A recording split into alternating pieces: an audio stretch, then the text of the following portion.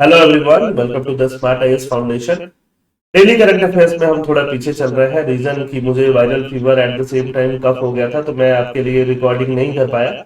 आगे से कभी ऐसा होगा, if I am not well, some other faculties will do that on the same day, है ना। तो आगे से आपको ये परेशानी उठानी नहीं पड़ेगी कि आपको 4-5 दिन का करंट अफेयर्स नहीं मिल पाया। बट अभी क्या होगा, अभी जो भी करंट अफेयर छूटा हुआ है, मैंने पीपीटी बना के रखा हुआ है, न्यूज़पेपर पढ़ के रखा हुआ है, वो सारा मैं एक एक करके रिकॉर्डिंग कर दूंगा। आज कल तक सारा आपको मिल जाएगा, आप जरूर देख लीजिएगा।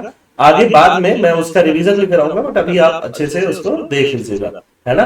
तो let's start with the today's और 30 जुलाई का जो डेली करंट अफेयर्स है, उसमें हम दो टॉपिक कवर करने वाले हैं। एक हम बात करने वाले हैं क्वाड की, quad meeting in Tokyo. Quad जो है एक ग्रुपिंग है, उसकी बात करने वाले हैं। तो let's start with the quad. Quad क्या है? क्वाड देखो इंटर गवर्नमेंटल ऑर्गेनाइजेशन है। जिनको नहीं पता उनके लिए धीरे धीरे स्टार्ट करता हूँ। उसका एक मेंबर क्या है? इंडिया है। एक मेंबर क्या है? जापान है। एक मेंबर क्या है? यूएसए है। एक मेंबर क्या है? ऑस्ट्रेलिया है ना। तो ऐसे 4 कंट्रीज मिलजुल के क्या बने हैं? क्वाड बने। ठीक, इंडिया, जापान, उसके अलावा यूएसए और Australia.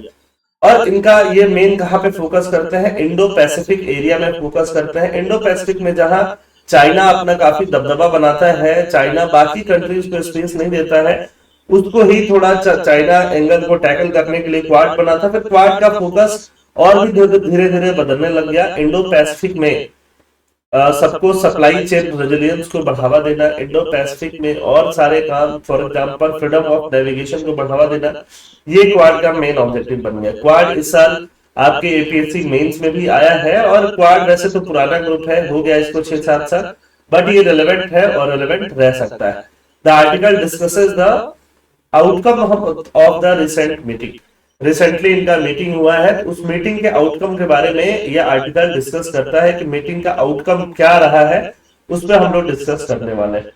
Quad plans to expand the Indo Pacific partnership for maritime domain awareness. Indo Pacific partnership को और एक्सपैंड करने वाला है, सो दैट कि मैरीटाइम डोमेन मतलब ओशियन का जो डोमेन है उसके लिए अवेयरनेस बढ़े। तो ये एक कीवर्ड है आईपीएमडीए, जिसको आप याद रख सकते हैं। The initiative aims to ensure safety and security of critical sea lane. जो भी क्रिटिकल सी लेन है उसमें सेफ्टी रहे और सिक्योरिटी रहे, उस पर ये इनिशिएटिव फोकस करती है। Former Indian navy chief admiral Hari Kumar described आईपीएमडीए as a comprehensive system for monitoring and securing maritime activities in Indo-Pacific. Indo-Pacific में maritime activities को मॉनिटर करने के लिए, उसको देखने के लिए, कॉम्प्रिहेंसिवली देखने के लिए आईपीएमडीए जो है वो बना है। अब बात करते हैं कि इन सब कंट्रीज ने मिलके, ये क्वाड कंट्रीज ने मिलके क्या क्या अभी डिस्कशन किया है। यूक्रेन में प्रॉब्लम चल रही है, यूक्रेन की प्रॉब्लम कैसे खत्म किया जाए वो उसके लिए डिस्कशन किया है। गाजा, गाजा मतलब जो हमास इजराइल प्रॉब्लम है उसके लिए डिस्कशन किया है। म्यांमार, म्यांमार में भी जैसे कि अभी बांग्लादेश में काफी क्राइसिस देखने के लिए आ रहा है, उससे ज्यादा क्राइसिस म्यांमार में 2 सालों से चल रहा है, उसके क्राइसिस के ऊपर इन लोगों ने बातचीत किया है। They emphasize the importance of maintaining and upholding freedom of navigation. ये इनका मेन थीम है। नेविगेशन क्या मतलब? बोट लेके आप ओशन में निकल जाओ, चाइना या कोई कंट्री आपको रोके नहीं, इसको बोलते हैं फ्रीडम ऑफ नेविगेशन। उसको अपहोल्ड करना और मेंटेन करना है, ये सबसे इंपॉर्टेंट टास्क रहता है क्वाड का। सी का lawful use, China unlawful use करता है, तो लॉफुल यूज हो, अनइम्पीडेड कॉमर्स हो, कॉमर्स मतलब बिजनेस, शिपिंग, ये सब अनइम्पीडेड हो, और इंटरनेशनल लॉ को फॉलो करते हुए हो। यही क्वाड का हमेशा से मेन एजेंडा रहा है। Collaborative effort, Quad works with the Pacific island forum fishery agency to enhance regional maritime domain awareness. Pacific island forum के साथ, फिशरी एजेंसी के साथ काम करता है कि रीजनल जो मैरीटाइम, मैरीटाइम मतलब समुद्र के डोमेन है, उससे रिलेटेड जो डेटा है, अवेयरनेस है, वो बढ़े, ट्रेनिंग अच्छा हो, वहां जो लोग रहते हैं, जो भी एजेंसीज हैं, उनका कैपेसिटी में बिल्डिंग हो। The आईपीएमडीए initiative will link information fusion centre. Information fusion centre जो कि क्या करते हैं, बहुत सारे इंफॉर्मेशन को एक जगह इकट्ठा करते हैं to enable real time coordination to address maritime challenge। Real time coordination बढ़े जिससे कि मैरीटाइम डोमेन को हम लोग एड्रेस कर पाए। बात करते हैं humanitarian assistance and disaster relief का। External affair minister S Jaishankar highlighted the Quad action oriented approach and practical outcome. Quad का एक्शन ओरिएंटेड अप्रोच को हाईलाइट किया और प्रैक्टिकल आउटकम को एस जयशंकर साहब ने हाईलाइट किया है। He mentioned that the Quad HADR मतलब humanitarian assistance and disaster relief, जैसे ही म्यांमार है या कोई भी कंट्री है परेशानी में पड़ती है तो हम क्या भेजते हैं, ह्यूमैनिटेरियन असिस्टेंस भेजते हैं, डिजास्टर में होता है डिजास्टर रिलीफ भेजते हैं। Effort are reflected in understanding and SOP. SOP बहुत सारी चीजों का बनाया जा सकता है। एसओपी क्या होता है, स्टैंडर्ड ऑपरेटिंग प्रोसीजर। कहीं डिजास्टर आया, डिजास्टर आने पे क्या क्या स्टेप लिया जाएगा वो एक एसओपी बना के रख दिया जाता है, उसको क्या बोलते हैं, standard operating procedure between their navy. जब भी ऐसा क्राइसिस आए, अब देखो ये चार लोग आपको दिख रहे हैं, ये लोगों ने क्वाड का जो अभी ऑनगोइंग मीटिंग हुआ था उसको अटेंड किया है। Meeting was attended by India के external affairs minister Shri S Jaishankar, Australia के foreign minister Penny Wong, US secretary of state, जैसे कि होम मिनिस्टर इंडिया में होता है वैसे सेक्रेटरी ऑफ स्टेट वहां होते हैं, Antony Blinken, Japanese foreign minister Kamikawa Yoko, host of the event, जो होस्ट ऑफ द इवेंट भी थे। इन चार लोगों ने मिलकर ये मीटिंग करी है। ग्लोबल एजेंडा पे क्या बात किया है, the Quad express interest in ensuring peace, peace ensure करना है और स्टेबिलिटी इंश्योर करना है। पीस और स्टेबिलिटी कहाँ इंश्योर करना है, मिडिल ईस्ट में। मिडिल ईस्ट किस जगह को बोलते हैं, आपको मैंने हमेशा बताया है, जो कि वेस्ट एशिया वाला रीजन है उसी को middle east, Iran, Iraq, Israel, Palestine, इन सब रीजन को हम लोग क्या बोल देते हैं, मिडिल ईस्ट रीजन बोल देते हैं। वहां पे पीस लेके आना है, पीस लेके आना है। दे condemned the October 7, 2023 attacks on Israeli target by Hamas and also highlighted that the large-scale loss of civilian lives and humanitarian crisis in Gaza is unacceptable। मतलब जो हमास ने पहले इजराइल पे अटैक किया उसको इन लोगों ने कंडेम किया, और फिर गाजा में जो इजराइल ने अटैक करके बहुत सारे ह्यूमैनिटेरियन क्राइसिस को पैदा किया, सिविलियन लाइफ गई उसमें, उसको भी इन लोगों ने कंडेम किया है। ये आप सीधे सीधे एरिया देख सकते हो, ये है Gaza strip, this area is called Gaza strip. ये यहाँ पे हमास रहता है। और वेस्ट बैंक, वेस्ट बैंक क्या है, वेस्ट बैंक एरिया पैलेस्टीन बोला जाता है, बाकी है इजराइल। तो इन लोगों ने इजराइल पे अटैक किया और बदले में इजराइल ने क्या किया, बदले में इजराइल ने भी अटैक किया। तो ये लास्ट ईयर से चलता हुआ आ रहा है। ह्यूमैनिटेरियन बहुत सारा क्राइसिस यहाँ पे डेवलप हो चुका है, अर्जेंट ह्यूमैनिटेरियन असिस्टेंस चाहिए। Foreign minister emphasized the urgent need to significantly increase deliveries of life-saving humanitarian assistance through Gaza. They highlighted the crucial need to prevent regional escalation. उन्होंने highlight किया कि एक क्रूशियल नीड अभी जरूरी है जिससे कि रीजनल एस्केलेशन को प्रिवेंट किया जा सके। Compliance with international law. Minister urged all parties to comply with international law, including international humanitarian law. They welcomed the UNSC resolution and strongly urged all parties to work toward the release of all hostages. जितने भी hostage हैं Gaza वाले Israel में, Israel वाले Gaza में, इन सबको release किया जाए। अब ये यूएनएससी रेजोल्यूशन प्रीलिम्स के लिए इंपॉर्टेंट है क्योंकि ये 2024 का रेजोल्यूशन है। रेजोल्यूशन का नंबर आपको याद होना चाहिए प्रीलिम्स के लिए, मेंस के लिए भी याद है तो आप इसको यूज कर सकते हो। UNSC resolution, United nation security council, काम ही है सिक्योरिटी के रिलेटेड काम करना। अब ये रेजोल्यूशन क्या है, S/RES 2735 डायरेक्टली पूछा जा सकता है, जो प्रिजनर्स हैं, दोनों होस्टेजेस हैं, उनको रिलीज किया जाए और सीज फायर किया जाए। अब देखो गाजा स्ट्रिप को और बड़ा करके देखोगे, ये Rafah, all eyes on Rafah, ऐसा देखा था आप लोगों ने, है ना, राफा, खान यूनुस, ये सब गाजा, ये सब सिटीज हैं जो कि गाजा स्ट्रिप में मिलेंगे आपको। फिर सेकंड इन्होंने यूक्रेन के कॉन्फ्लिक्ट के लिए बात की। The ministers express deepest concern for the ongoing war in Ukraine. Ongoing war जो हो रहा है यूक्रेन में उसके लिए बहुत ज्यादा इन लोगों ने कंसर्न जताया। They understood the importance of sovereignty and territorial integrity for Ukraine. Ukraine के लिए क्या होना चाहिए, सॉवर्निटी होना चाहिए और टेरिटोरियल इंटेग्रिटी, टेरिटरी इंटेग्रिटी रहना चाहिए, है ना, यूक्रेन का टेरिटरी कोई और एक्वायर नहीं करे। They sought a comprehensive, just and lasting peace in line with international law, consistent with the purpose and principle of the UN Charter. जो UN Charter का पर्पस है, प्रिंसिपल है, उसके साथ क्या रहे, कंसिस्टेंट रहे। इंडिया का रूल क्या होना चाहिए। The consensus on Ukraine territorial integrity suggests broader discussion with Prime Minister Narendra Modi expected to visit Ukraine next month, है ना, PM Modi Ukraine next month visit करने वाले हैं, तो ये सारा चीज इससे रिलेटेड बात करा गया। External affairs minister hinted at potential more contact between India and Ukraine but did not confirm Modi visit। तो ये सारी चीजें चल रही थी, ये हमें पता है, ये थोड़ा 5-6 दिन पुराना न्यूज चल रहा है। Jaishankar emphasized the goal of moving from battlefield confrontation to conference table negotiation। कि जो भी रशिया यूक्रेन वॉर चल रहा है वो बैटल फील्ड पे चल रहा है। बैटल फील्ड से कहा जाए कॉन्फ्रेंस टेबल पे बातचीत होगा, सभी प्रॉब्लम का सॉल्यूशन होगा। तो ये लाइन बहुत इंपॉर्टेंट है मेंस में यूज करने के लिए, कभी भी किसी भी प्रॉब्लम से निपटने के लिए। अब म्यांमार की सिचुएशन की बात करते हैं। म्यांमार म्यांमार में क्या है, म्यांमार में भी मिलिट्री कू है, वहां भी डेमोक्रेसी फिलहाल नहीं है, डेमोक्रेटिक पार्टीज हैं जो कुछ कर नहीं पा रही, मिलिट्री कंट्रोल कर रहा है। बट क्या सिर्फ मिलिट्री कंट्रोल कर रहा है? नहीं, मिलिट्री के अलावा बहुत सारा वहां पे ग्रुपिंग्स बन गया है, किसके अंदर? म्यांमार के अंदर। वो ग्रुपिंग जैसे एक रखाइन स्टेट है ना, इथनिक आर्म्ड ऑर्गेनाइजेशन। ऐसे रखाइन स्टेट में कौन है? रोहिंग्या। रोहिंग्या एक इथनिक ऑर्गेनाइजेशन है। तो ऐसे इथनिक आर्म्ड ऑर्गेनाइजेशन बन गया है, इन लोगों ने बंदूक उठा के अलग अलग ऑर्गेनाइजेशन बना लिया। और ऐसे सिर्फ यहाँ पे नहीं, बहुत जगह हो गए। 45% of Myanmar is controlled by ethnic armed organization today, है ना। तो म्यांमार आर्मी के कंट्रोल में भी बहुत सारी चीजें नहीं है। मिलिट्री जुंटा जिसको म्यांमार आर्मी बोलते हैं, उनके कंट्रोल में भी सारी चीजें नहीं हो रखी है। The ministers expressed deep concern over the worsening political security and humanitarian situation, including in Rakhine. They called for the immediate cessation of violence, the release of unjustly detained individuals, and safe unhindered humanitarian assistance. Humanitarian assistance safe देने की भी यहाँ पे बात करी गई।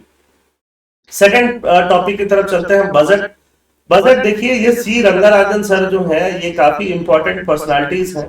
ये आपके फाइनेंस कमीशन में भी रह चुके हैं, आरबीआई में भी रह चुके हैं। तो इनकी बातें जो है बहुत ज्यादा इंपॉर्टेंट होती है हमें समझने के लिए। और इन्होंने बजट को एनालिसिस करके साथ में डीके श्रीवास्तव, दोनों लोगों ने मिलकर ये बजट का एनालिसिस किया है इस साल का। तो थोड़ा बहुत बजट अभी हम लोगों ने डिटेल में कवर नहीं किया है, जल्दी करेंगे।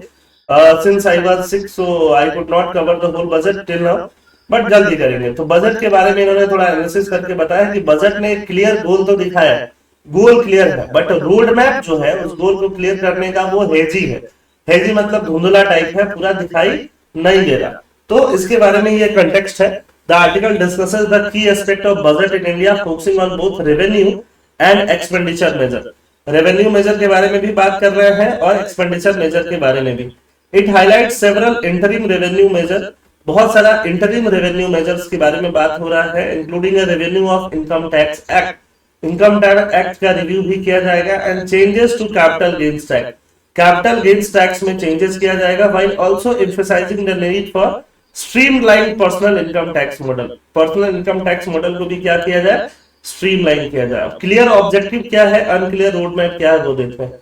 The budget detail its objective and action plan, while objective are clear, implementation is not clear, है ना। तो ये सारा चीज हम फोकस करते हैं क्या क्या है। Difference from interim budget, interim budget का पास हुआ था 1 फरवरी 2024 को, ठीक है। अभी 23 जुलाई को बजट पास हुआ, ये आपका फुल बजट है। इसमें से क्या डिफरेंस है वो पहले समझ लेते हैं।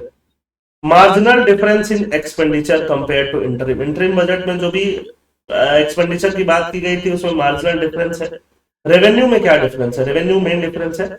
Significant impact from increase RBI, RBI जो पैसा कमाती है, आरबीआई बहुत पैसा कमाती है, बहुत बेनिफिट कमाती है। अब RBI is also a government agency, तो आरबीआई से पैसा एज अ डिविडेंड के रूप में कौन लेता है? गवर्नमेंट लेता है।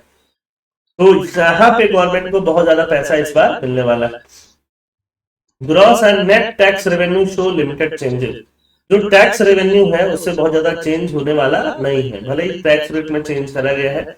Budget estimates gross tax revenue at Rs 38.4 lakh, assuming a gross tax bouncy मतलब increase of 1.03 and nominal GDP growth rate 10.45 का है नॉमिनल जीडीपी का, रियल जीडीपी का तो घट के 7 तक आ जाएगा, है ना। नॉमिनल का 10.5 है क्योंकि उसमें इन्फ्लेशन भी एडेड होता है एक तरह से नॉमिनल जीडीपी में। तो budget estimate gross tax revenue कितना है? 38.4 लाख करोड़, इतना टैक्स रेवेन्यू इस साल मिलेगा।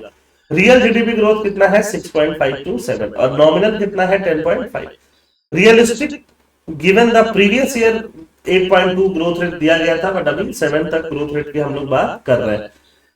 Tax devolution and net revenue, tax कितना आएगा? Tax devolution to state, state को जितना टैक्स दिया जा रहा है, पैसा दिया जा रहा है, वो इंक्रीज कितना किया? 27,428 करोड़ से इंक्रीज किया। इंटरिम बजट में जितना देने की बात थी उससे ज्यादा दिया जा रहा है। Government of India net tax revenue 25.83 lakh crore. तो ये बेसिक चीजें थोड़ा सा ध्यान रख सकते हो। बहुत ज्यादा इसमें डेटा है, और डेटा क्या सारे डेटा काम का है नहीं, एनालिसिस का है। इसको लिख के वही डेटा रखना है नोट्स में जो मैं बताऊंगा, अदरवाइज आपको नोट करने की जरूरत नहीं। Estimated non tax revenue, non tax मतलब नॉन टैक्स, रेलवे से भी तो कुछ रेवेन्यू आता है ना, तो रेलवे से जो रेवेन्यू आएगा वो टैक्स रेवेन्यू होगा क्या? नहीं होगा। फाइन वाइन से जो रेवेन्यू आएगा वो टैक्स रेवेन्यू होगा क्या? नहीं होगा। आरबीआई जो पैसा देगी गवर्नमेंट को एज ए डिविडेंड, वो टैक्स रेवेन्यू होगा क्या? नहीं होगा। ओएनजीसी जो पैसा देगी वो टैक्स रेवेन्यू होगा क्या? नहीं होगा। टैक्स रेवेन्यू कौन होगा? जो आप जीएसटी देते हो, इनकम टैक्स देते हो, ये सारा कुछ क्या है? Tax revenue. तो नॉन टैक्स रेवेन्यू गवर्नमेंट के पास काफी आने वाला है। तो टोटल रेवेन्यू कितना आने वाला है? 25 + 5, ये टोटल जोड़ोगे तो 31.29 लाख करोड़ गवर्नमेंट के पास टोटल नेट रेवेन्यू रिसिप्ट इस साल आने वाला है। अब बात करते हैं एक्सपेंडिचर एंड फिस्कल डेफिसिट का। एक्सपेंडिचर कितना करने वाला है? अब पैसा गवर्नमेंट के पास 31 आने वाला है, बट खर्चा कितना करने वाला है? 48.2 लाख करोड़। एडिशनल इतना करोड़, 54,000 करोड़ ज्यादा करेगा इंटरिम बजट के हिसाब से। इंटरिम बजट में थोड़ा और कम कर रहे थे हम लोग। Expenditure dividend between revenue, revenue में 77% हमारा खर्चा होगा, कैपिटल एक्सपेंडिचर में 23% होगा। रेवेन्यू एक्सपेंडिचर किसको बोलता है ना? जैसे मान लो आपके पास आपके फैमिली वाले 20,000 रुपया दे रहे हैं, आप खा पी के सारे पैसे खर्च कर दिए, तो सारा पैसा रेवेन्यू एक्सपेंडिचर में गया। बट अब हर मंथ 5,000 सेव करके, और वो 5,000 से आप कुछ कैपिटल खरीद रहे हो, मान लो कि आप शेयर्स खरीद लिए है ना, कुछ घर खरीद लिए, घर तो 5,000 में नहीं आएगा, बट कुछ ऐसा खरीद लिया, तो उसको क्या बोलेंगे? Capital expenditure. तो गवर्नमेंट जो भी रोड वोड बना रही है, इंफ्रास्ट्रक्चर डेवलप करती है, उसको क्या बोलेंगे? Capital expenditure. और रेवेन्यू मतलब सैलरी वैलरी देना, पेंशन वेंशन, ये सब बेसिक काम में जो खर्च होता है वो गवर्नमेंट का रेवेन्यू है। तो जितना ज्यादा कैपिटल एक्सपेंडिचर है उतना अच्छा होता है। रेवेन्यू एक्सपेंडिचर ग्रोथ 4.6 से बढ़ के 6.2 हो गया फाइनल बजट में, है ना, इस बार अगर हम इंटरिम बजट से कंपैरिजन करें तो। अब बात होता है नॉन डेट रिसीट। एक आप पैसा किसी से ले रहे हो, तो ये है टैक्स में गवर्नमेंट को पैसा मिल गया, नॉन टैक्स में मिल गया, और पैसा गवर्नमेंट लोन लेके भी तो ले सकता है। लोन लेके जो पैसा लेगा उसको क्या बोलेंगे? Debt receipt. बट अभी नेट नॉन डेट रिसीट की बात हो रही है। Non debt receipt and fiscal deficit reduction. Fiscal deficit किसको बोलेंगे? गवर्नमेंट ने जितना खर्चा किया वो ज्यादा है, इनकम आया वो कम है, तो जो घट गया उतना पैसा लोन लेना पड़ेगा, उसके परसेंटेज वाइज देखेंगे तो वो क्या बन जाता है? Fiscal deficit. Non debt receipt compare to the interim budget, interim budget से कंपेयर करेंगे तो नॉन डेट रिसिप्ट कितना है? 1.27 lakh crore. Sharp increase in transfer, RBI से बहुत पैसा आया है, आने वाला है। 72,000 crore of additional revenue receipt used to reduce the fiscal deficit. Fiscal deficit को कम करने के लिए, है ना, घाटा कम करने के लिए एक्सपेंडिचर हो रहा है, इनकम को और बढ़ाने के लिए, सो दैट की डेफिसिट नहीं हो, उसके लिए 72,000 करोड़ एडिशनल रेवेन्यू डेफिसिट का यूज किया गया। फिस्कल डेफिसिट कितना हो सकता था? 5.1। अभी कितना होगा बजट के हिसाब से? 4.9। 5.1 का बात किया गया था, इंटरिम बजट में बात किया गया था। तो जैसे जैसे हम फिस्कल डेफिसिट कम करते हैं, आप जितना लोन दोस्तों से लेके रखे हो उसको उधारी कम करते हो, उस चीज को बोलते हैं फिस्कल कंसोलिडेशन। ये बहुत इंपॉर्टेंट कीवर्ड है, हमेशा इकोनॉमिक्स में यूज होगा, ध्यान रखिए। एंड सेविंग, सेविंग कौन करता है? ये हाउस होल्ड करते हैं, इस पे बाद में आते हैं। ये पूरा कॉन्सेप्ट है, ये सारा डिटेल में आप समझते हो जब भी इकोनॉमिक्स की क्लासेस करते हो तब। Continued fiscal consolidation needed to reach 3% of GDP as soon as possible. जितना जल्दी हो सके फिस्कल कंसोलिडेशन कितना हो जाना चाहिए? 3% of GDP. Importance underscored by the decline in household saving in financial asset. Importance क्या है? हाउस होल्ड सेविंग जो है वो डिक्लाइन कर गया। हाउस होल्ड जो आप सेव कर रहे हो, मैं सेव कर रहा हूँ, वो सेव करके जो हम बैंक में पैसा डाल रहे हैं वो डिक्लाइन कर गया। ये एक चिंता का विषय है। हाउस होल्ड सेविंग हिस्टोरिकल लो पोजीशन पे है। सोचो, हिस्टोरिकल मतलब शायद ऑलमोस्ट सबसे लो पोजीशन पे हाउस होल्ड सेविंग चल रहा है। अगर हम सेविंग कम करेंगे, बैंक में पैसा कम रहेगा, बैंक आगे लोन कम दे पाएंगे, आगे डेवलपमेंट ही नहीं हो पाएगा, आगे इंडस्ट्रीज ही खड़ी नहीं हो पाएंगी। तो सेविंग का बहुत बड़ा रोल होता है। Reduction in government drawing of financial saving essential for private investment growth, है ना। Larger space needed for private sector to draw on saving. Private sector के लिए और ज्यादा लार्जर स्पेस की जरूरत है। अब बात करते हैं रेवेन्यू साइड के लिए गवर्नमेंट ने क्या क्या मेजर लिया है। बहुत सारे मेजर लिया।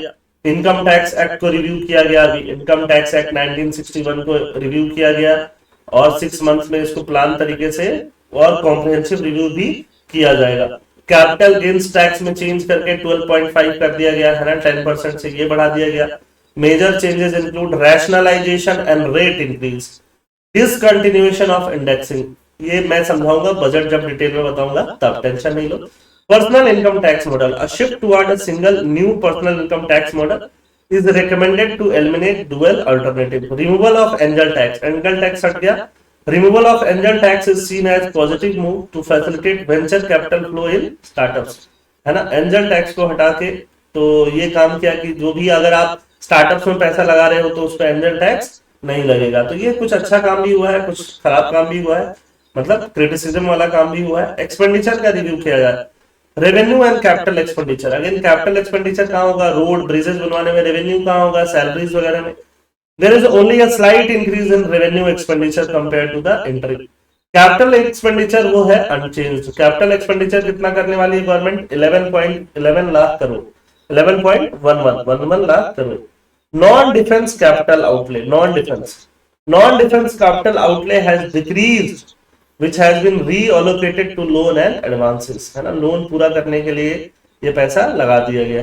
स्टेट फंडिंग की बात करते हैं, state funding, interest free loan to state, states को इंटरेस्ट फ्री लोन दिया गया। Provision for lending 1.5 lakh crore in interest free loan to state continues since the कोविड-19 से दिया जा रहा है। Limited utilisation, data shows the state have not fully utilized the provision for capital spending. Although less developed state like Bihar, MP, Rajasthan, UP have demonstrated higher utilization rate, मतलब जो भी 1.5 lakh crore interest free loan दिया जा रहा है किसको, state को। Future expenditure scheme क्या होगा, लॉन्ग टर्म फोकस है की भी बात की जा रही है। Need for assessment, there is a necessity to quantify the success of previous scheme, जो भी पुरानी स्कीम चल रही है, मनरेगा, हाउसिंग स्कीम वगैरह, इन सबको क्वांटिफाई करने की जरूरत है कि किससे कितना फायदा हुआ। ऑयल सीड्स पे अगर हम सेल्फ सफिशिएंसी की बात कर रहे हैं, उससे कितना फायदा हुआ, सारे स्कीम को क्वांटिफाई असेसमेंट करना है। आप भी अगर पढ़ते रहते हो दिन भर, असेसमेंट करना होता है कहां तक पहुंचे हो, कितना सही किया, कितना गलत किया।